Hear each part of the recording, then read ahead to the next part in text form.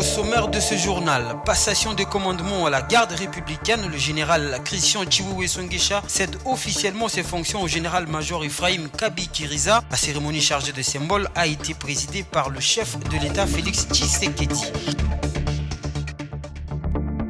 Et puis le gouvernement provincial de Kinshasa a démoli quelques bâtiments construits anarchiquement dans la capitale.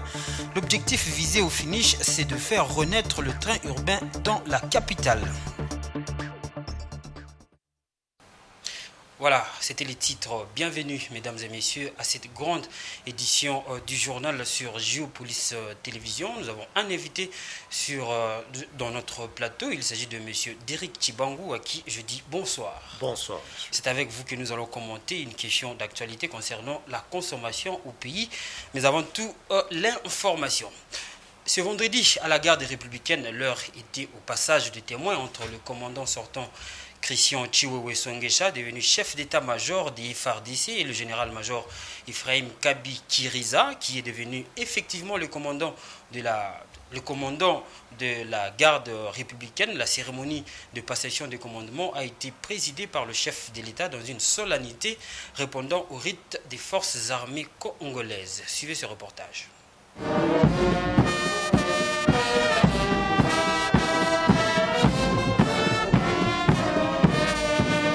La fanfare de la garde républicaine a donné le ton ce vendredi 7 octobre 2022 dans l'enceinte du camp colonel Tchachi à la cérémonie de passation de commandement à la GR. Grandiose, cet événement intervient 4 jours après la série d'ordonnances présidentielles rendues publiques le lundi 3 octobre dernier. Arrivé dans cette enceinte militaire, le commandant suprême des forces armées, de la police et du service national est venu présider cette importante cérémonie. À l'attention des officiers, subalternes et des hommes de troupes, l'ordonnance nommant le nouveau commandant de la garde républicaine et de ses adjoints a été lue. Général-major Kabi Kiriza Ephraim.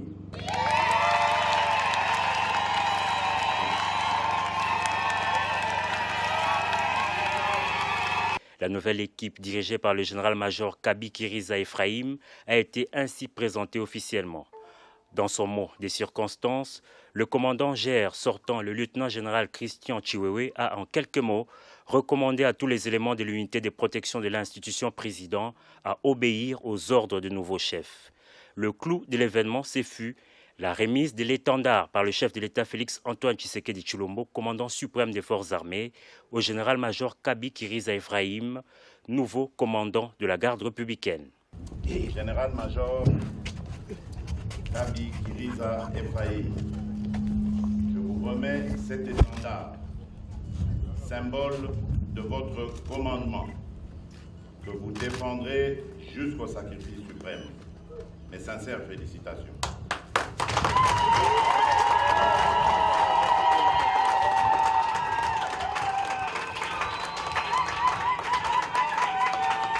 Ça y est, la passation de commandement est effectuée. Le nouveau patron de la GR devra, comme ses prédécesseurs, assurer la protection du président de la République, de sa famille, de ses biens et de ses invités de marque.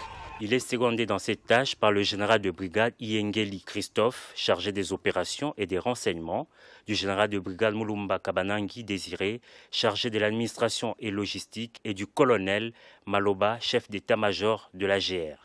Peu avant cette cérémonie et lors de sa dernière parade, le lieutenant-général Christian Chiwewe, qui enfilait pour la dernière fois cette tenue de la GR, a prodigué des conseils à ses successeurs, mais aussi aux éléments de la garde républicaine pour poursuivre l'œuvre de la protection présidentielle sans faille. Il faut rappeler que le remue-ménage intervenu dans la hiérarchie militaire s'inscrit dans le cadre de la poursuite de la réforme au sein de l'armée. Voilà, cette passation des commandements au niveau de la garde républicaine fait suite au remue-ménage qui a eu lieu récemment avec des nominations au sein des FARDC. La situation sécuritaire, on en parle encore et les questions, et cette fois-ci avec les questions liées aux infrastructures qui ont été au centre des échanges que le président de la République, Félix Tshisekedi, a eu avec les gouverneurs des provinces du Congo, Kwilu, Maïndombe ainsi que de la Tchopo ce jeudi.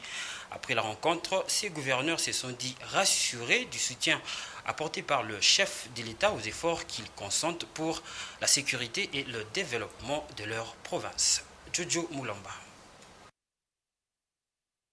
C'est pour trouver des solutions durables au conflit Tekeyaka que le gouverneur de Maïndombe, Kwilu Kwango, ont rencontré le président de la République dans son cabinet de travail à la Cité de l'Union africaine. Il faut dire que la situation sécuritaire et humanitaire se détériore au jour le jour dans ces trois provinces issues de l'éclatement de l'ex-Grand Bandundu. C'est pourquoi ces gouverneurs sollicitent l'implication du chef de l'État comme garant de la nation pour les retours effectifs de la paix. C'est que nous avons dans nos trois provinces du Grand Bandundu de déplacés issus du conflit Tekeyaka dans les territoires de Kwamuntu. Alors plusieurs personnes ayant fui des atrocités se retrouvent aujourd'hui à Bandundu-Ville, à Fatundu, à Kenge, à 316, voire même vers Bolobo.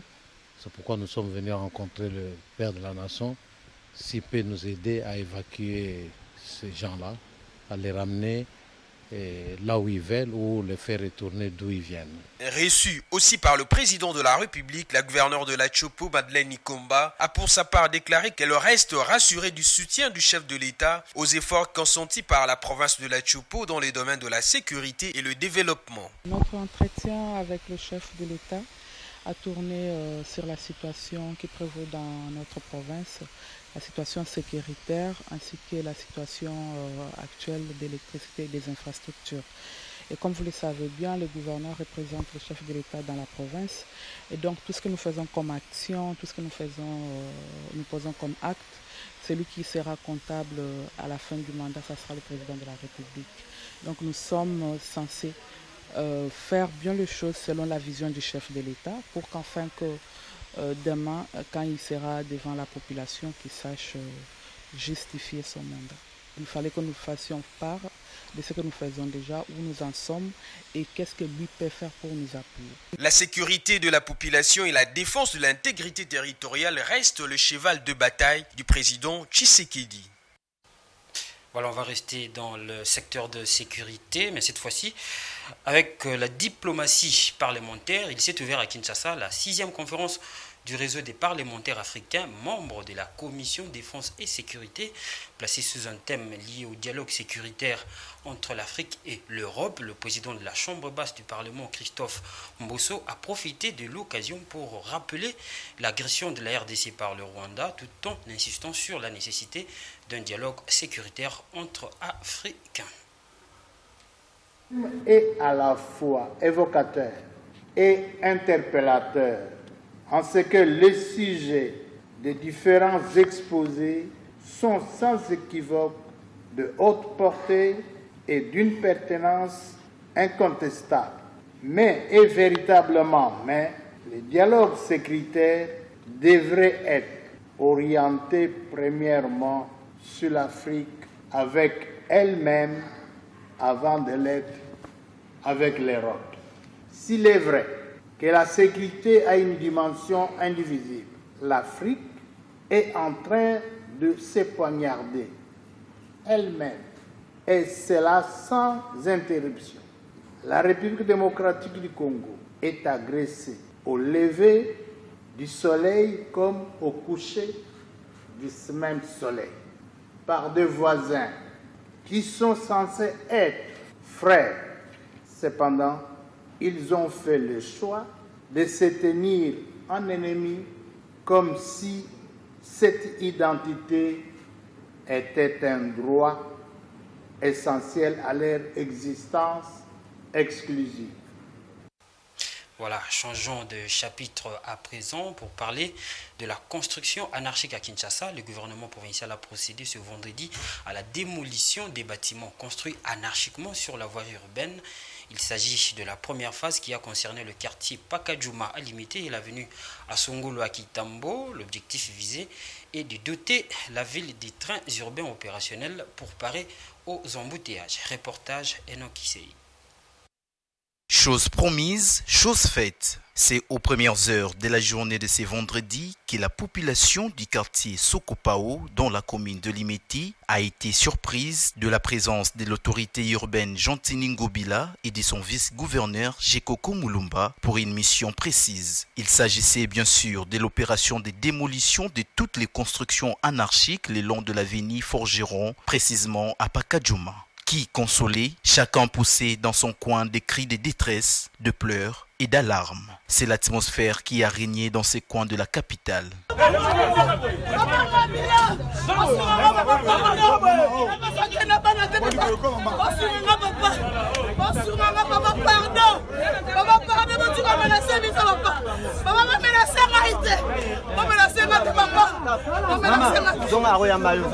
Prévenus depuis plusieurs années par les autorités de la ville de ne point construire le long de la voirie ferrée, mais également dans les sites appartenant à l'État, Jantini Ngobila n'a rien épargné cette fois-ci. Maisons démolies et toitures emportées par les engins. Ce n'est pas fini. L'autorité de la ville et sa bande ont pris la direction de la commune de Kitambo, précisément sur l'avenue Assolongo, derrière l'hôpital de Kitambo, non loin du pont Makelele. Ici, les constats restent amers. Des constructions anarchiques ont été toutes emportées. L'on pouvait lire l'émotion qui a envahi les victimes.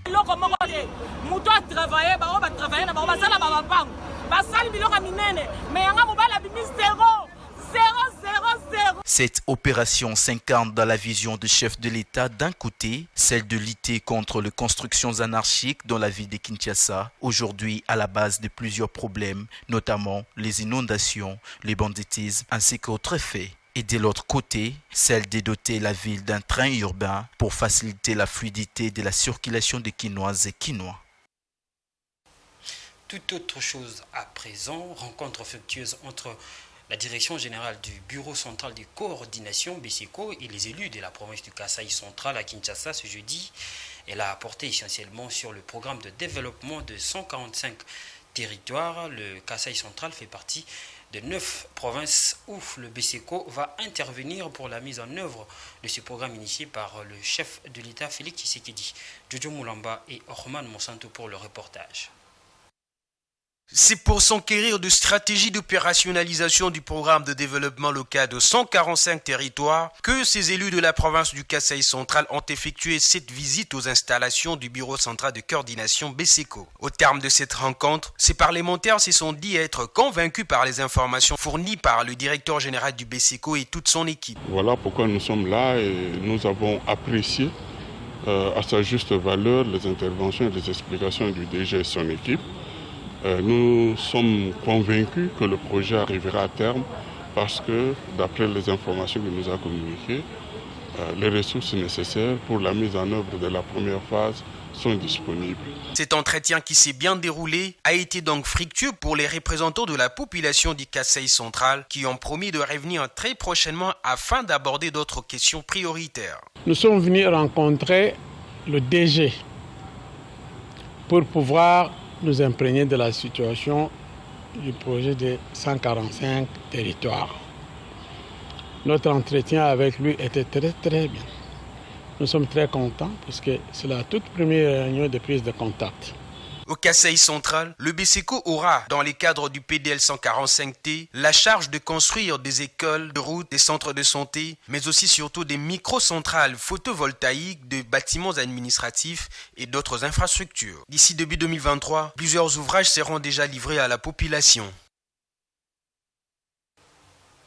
On va changer aussi de chapitre pour parler de la République démocratique du Congo qui assiste depuis un certain temps à une surchauffe des prix des biens et services sur le marché. Pour le gouvernement, cela est dû à la crise russo-ukrainienne, mais la possibilité de la surenchère des opérateurs n'est pas à élaguer, ce qui pose aussi la question de la société civile qui s'occupe de la consommation. Suivez ce récit.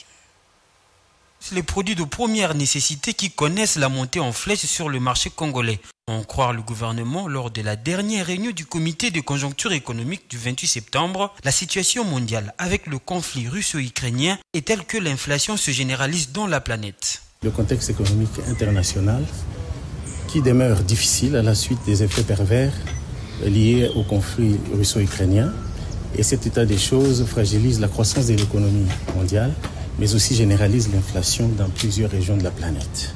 En RDC particulièrement, selon la Banque centrale, le taux d'inflation hebdomadaire cumulé est de 1,349%, alors qu'un glissement annuel est de 9,047%. Sur le marché, la montée des prix est palpable, surtout après que le prix des produits pétroliers à la pompe ait connu une hausse avec incidence sur le coût de transport. Il en est de même pour les produits céréaliers qui sont importés des pays en conflit, la Russie et l'Ukraine, induisant ainsi la hausse des prix des biens parmi les plus prisés, tels que le pain qui, si ce n'est pas le prix qui augmente, c'est le grammage qui diminue. Si la situation internationale reste morose, au Congo-Kinshasa, plusieurs analystes pointent du doigt accusateur les opérateurs qui se lanceraient dans la spéculation. D'où le rôle de la société civile qui s'occupe de la consommation qui doit également jouer sur la balance.